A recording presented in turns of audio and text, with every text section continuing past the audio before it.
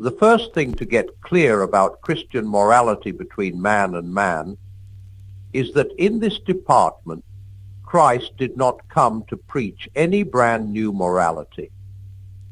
The golden rule of the New Testament, do as you would be done by, is a summing up of what everyone at bottom had always known to be right. Really great moral teachers never do introduce new moralities. It is quacks and cranks who do that. As Dr. Johnson said, people need to be reminded more often than they need to be instructed. The real job of every moral teacher is to keep on bringing us back, time after time, to the old simple principles which we are all so anxious not to see. Like bringing a horse back and back to the fence it has refused to jump, or bringing a child back and back to the bit in its lesson that it wants to shirk. The second thing to get clear is that Christianity has not and does not profess to have a detailed political program for applying do as you would be done by to a particular society at a particular moment. It could not have.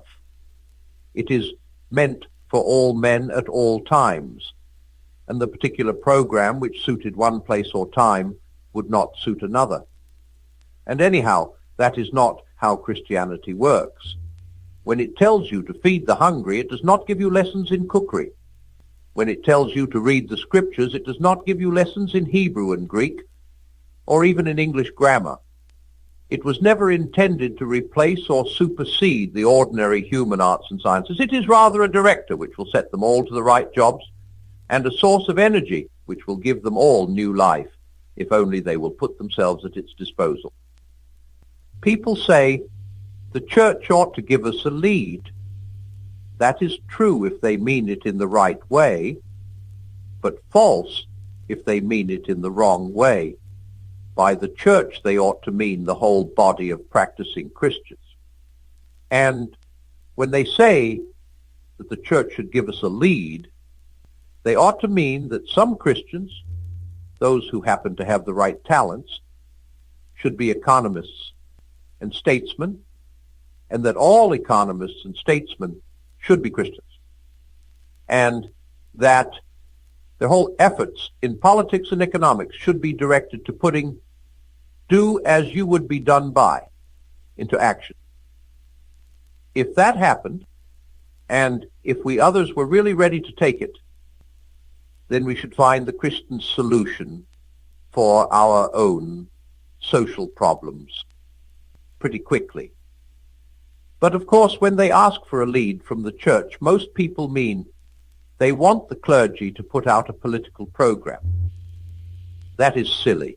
The clergy are those particular people within the whole church who have been specially trained and set aside to look after what concerns us as creatures who are going to live forever.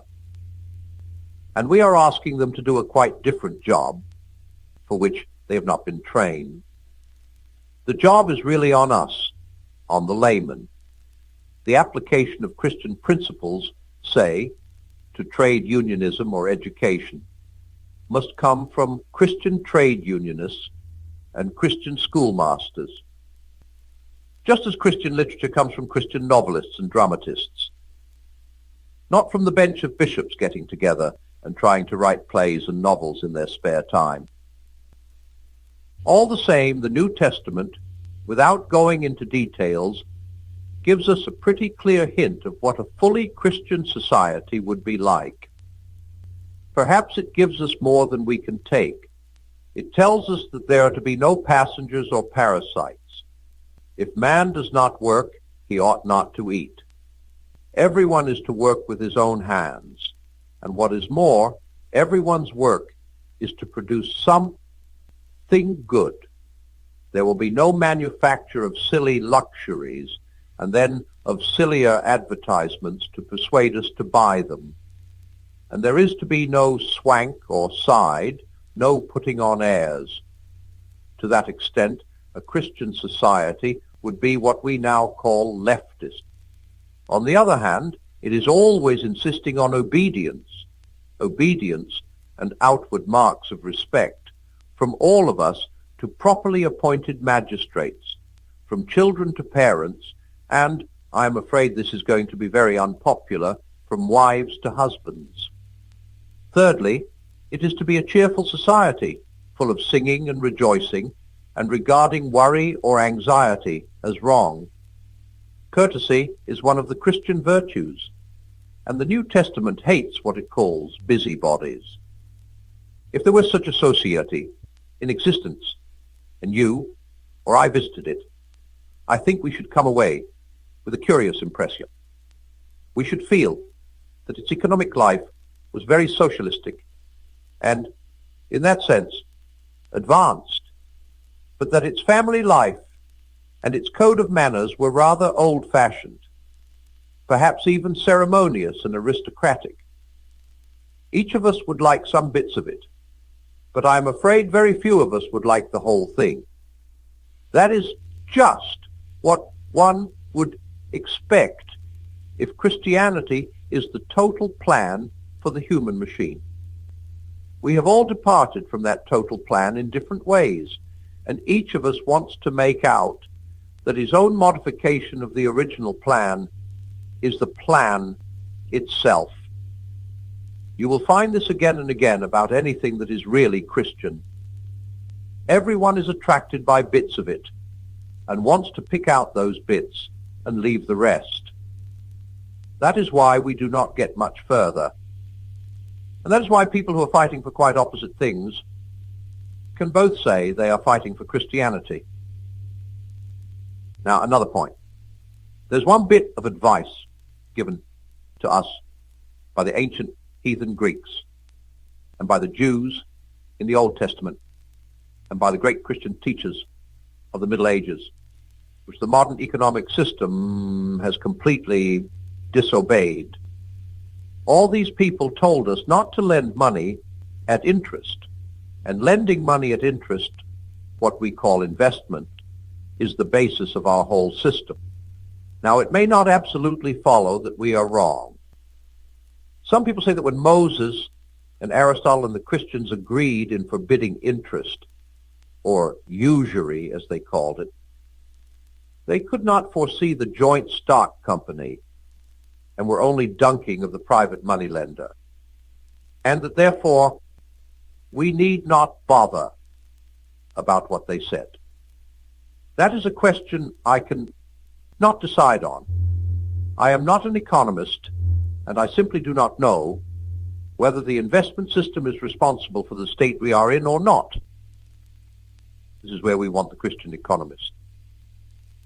But I should not have been honest if I had not told you that 3 great civilizations had agreed, or so it seems at first sight, in condemning the very thing on which we have based our whole life.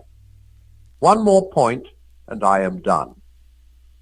In the passage where the New Testament says that everyone must work, it gives us a reason in order that he may have something to give to those in need. Charity giving to the poor is an essential part of Christian morality. In the frightening parable of the sheep and the goats, it seems to be the point on which everything turns. Some people nowadays say that charity ought to be unnecessary, and that instead of giving to the poor, we ought to be producing a society in which there were no poor to give to. They may be quite right in saying that we ought to produce that kind of society. But if anyone thinks that, as a consequence, you can stop giving in the meantime, then he has parted company with all Christian morality. I do not believe one can settle how much we ought to give. I am afraid the only safe rule is to give more than we can spare. In other words, if our expenditure on comforts, luxuries, amusements, etc., is up to the standard common among those with the same income as our own, we are probably giving away too little. If our charities do not at all pinch or hamper us, I should say they are too small. There ought to be things we should like to do and cannot do because our charitable expenditure excludes them. I'm speaking now of charities in the common way. Particular cases of distress among your own relatives, friends, neighbors, or employees, which God, as it were, forces upon your notice, may demand much more, even to the crippling and endangering of your own position. For many of us, the great obstacle to charity lies not in our luxurious living or desire for more money, but in our fear of insecurity. This must often be recognized as a temptation. Sometimes our pride also hinders our charity. We are tempted to spend more than we ought on the showy forms of generosity, tipping, hospitality, and less than we ought on those who really need our help. And now, before I end, I am going to venture on a guess as to how this section has affected any who have read it. My guess is that there are some leftist people among them who are very angry that it has not gone further in that direction, and some people of an opposite sort who are angry because they think it has gone much too far. If so, that brings us right up against the real snag in all this drawing up of blueprints for a Christian society.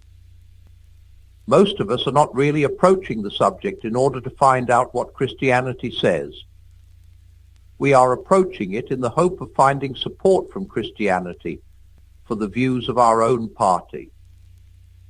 We are looking for an ally where we are offered either a master or a judge. I am just the same. There are bits in this section that I wanted to leave out, and that is why nothing whatever is going to come of such talks unless we go a much longer way round. A Christian society is not going to arrive until most of us really want it, and we are not going to want it until we become fully Christian. I may repeat, do as you would be done by, till I am black in the face, but I cannot really carry it out till I love my neighbor as myself. And I cannot learn to love my neighbor as myself till I learn to love God. And I cannot learn to love God except by learning to obey him. And so, as I warned you, we are driven on to something more inward, driven on from social matters to religious matters. For the longest way round is the shortest way home.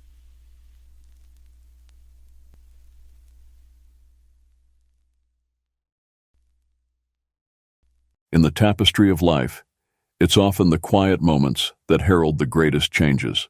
C.S. Lewis, a profound thinker and storyteller, believed that God doesn't always call to us in the thunder, but whispers in the gentle breeze of our everyday experiences. As we embark on this exploration, let us seek the subtle signs that suggest God is about to change our story.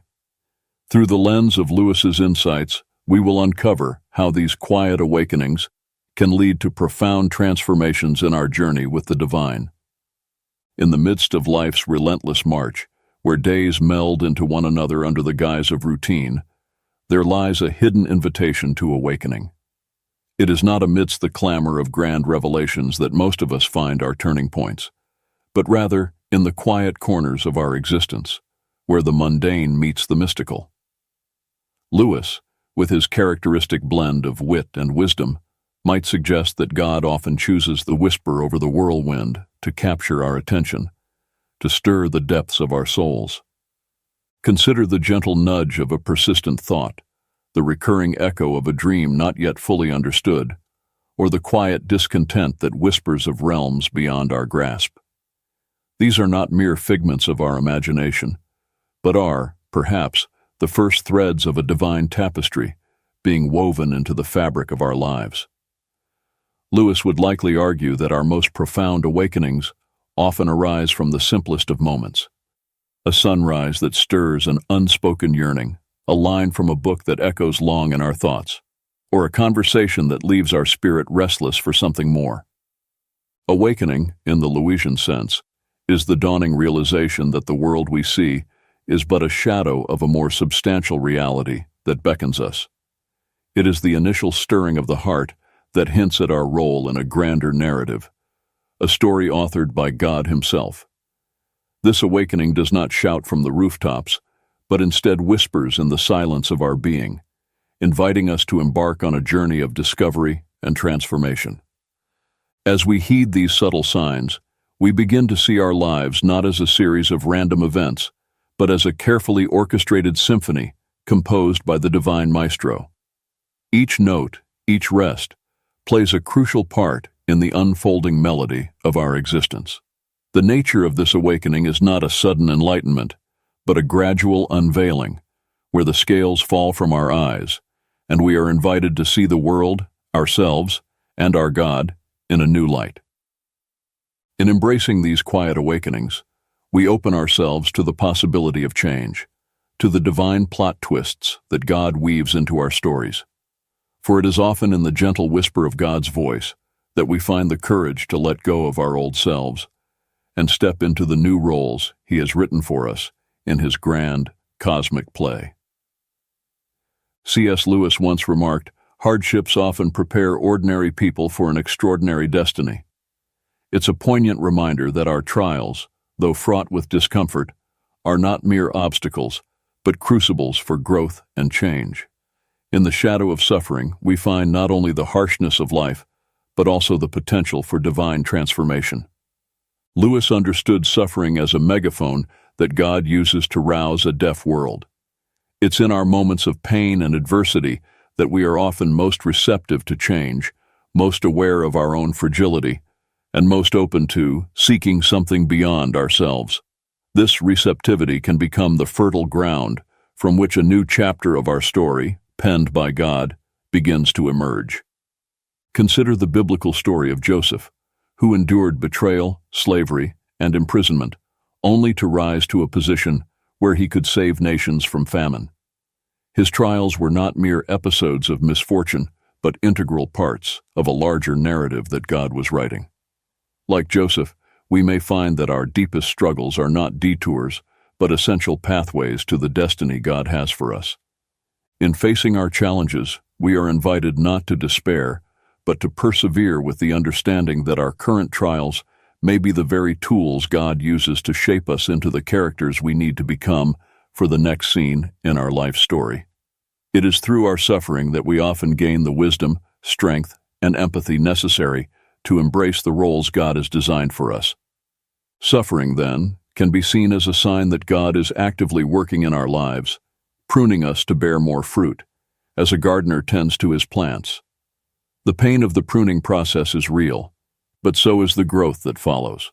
By embracing our hardships with faith and courage, we allow God to transform our trials into triumphs, our pain into purpose.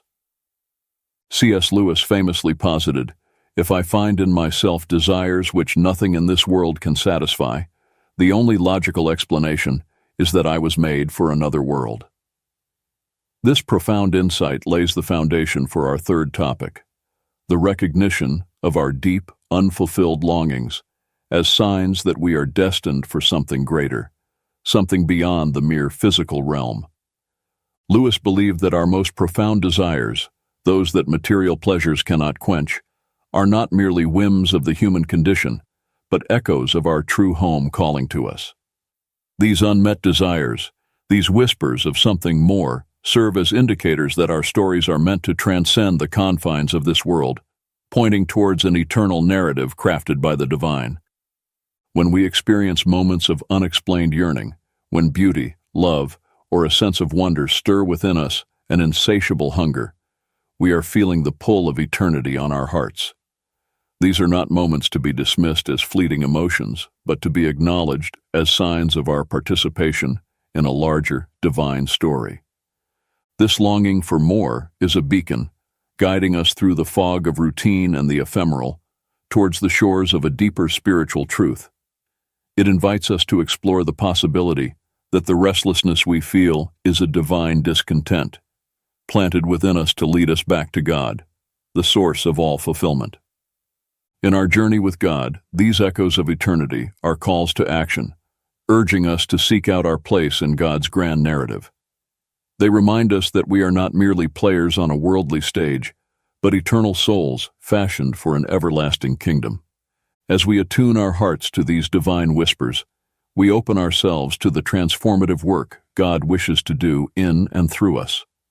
We begin to see our lives not as a series of unconnected events, but as a pilgrimage towards a divine horizon, where every longing finds its fulfillment, and every desire points us back to our Creator. C.S. Lewis had a knack for recognizing the divine in the ordinary, often suggesting that what we perceive as mere coincidences are, in fact, the quiet workings of God in our lives. He famously quipped, "Coincidences are God's way of remaining anonymous," hinting at the subtle manner in which the divine orchestration unfolds around us. This topic delves into the concept of providence and happy coincidences, exploring how these unexpected encounters and seemingly random events might actually be signposts that God is actively involved in our narrative, gently steering us toward His intended plot twists. Consider the serendipitous meetings that alter the course of our lives, the unforeseen opportunities that arise just when we need them, or the inexplicable timing of events that, in hindsight, fit together too perfectly to be mere chance. These moments, often overlooked or dismissed as luck, may very well be the brushstrokes of God on the canvas of our existence. Lewis would argue that these coincidences are not random at all, but are imbued with purpose, meticulously woven into the fabric of our lives by a loving Creator. They serve as reminders that our stories are not solitary tales, but part of a grand, interconnected narrative, where every character, every event, plays a role in the unfolding divine drama. In recognizing these divine fingerprints in our lives, we're invited to look beyond the surface, to perceive the deeper connections and the guiding hand of God in our journey. This perspective encourages us to trust in the flow of our lives, to remain open to the unexpected, and to find comfort in the knowledge that, even in the chaos, there is a hidden order, a divine plot that we are part of. By embracing the providential nature of these happy coincidences, we allow ourselves to be more attuned to the possibilities that God lays before us, to be more willing to follow the leads He provides, and to be more aware of the continuous dialogue between our desires and His will. Drawing upon the deep well of C.S. Lewis's thought, our fifth topic explores the transformative power of trust in God, especially during times of uncertainty and change. Lewis often spoke of faith as a journey through shadowed valleys and sunlit peaks, with trust in God serving as our guiding light. In the midst of life's tumult, a profound peace can envelop us, a quietude that defies the chaos of our circumstances. This peace, Lewis might argue, is a tangible sign of God's presence and a reminder of His promise to lead us through the storms. It's in the stillness of our hearts, in the quiet trust in God's sovereignty, that we often find the strength to endure and the courage to embrace the unfolding chapters of our story. This tranquility is not born from an absence of trouble, but from an abiding confidence in the One who holds our days in His hands.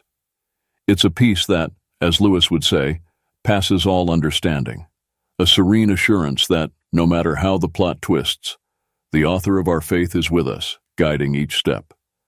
Embracing this quietude of trust involves surrendering our need for control, releasing our grip on the pen with which we try to write our own stories. It means finding rest in the knowledge that, though we may not understand each turn of the page, there is a purpose in every line, a reason for every pause. In this posture of trust, we open ourselves to the transformative work God desires to do within us. We allow Him to pen His will in our lives, leading us not only to a place of peace amidst the storm, but also to a deeper relationship with Him. It's here, in the quietude of trust, that we are truly prepared for the changes God is weaving into our narrative. In the spirit of C.S. Lewis, we've journeyed through the landscapes of awakening, suffering, longing, providence, and trust, each path revealing signs that God is at work, reshaping our story. Lewis, with his profound understanding of the human and divine narrative, reminds us that our lives are not mere collections of random events, but integral chapters in a grander story authored by God.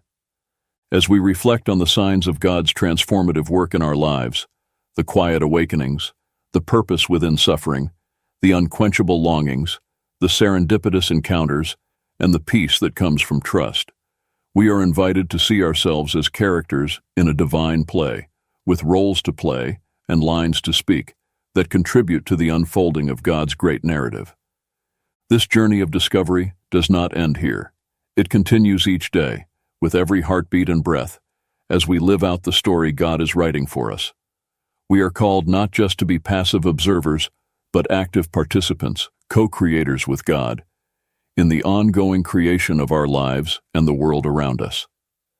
Let us then embrace our part in this grand narrative with courage and hope, trusting in the author who knows the end from the beginning.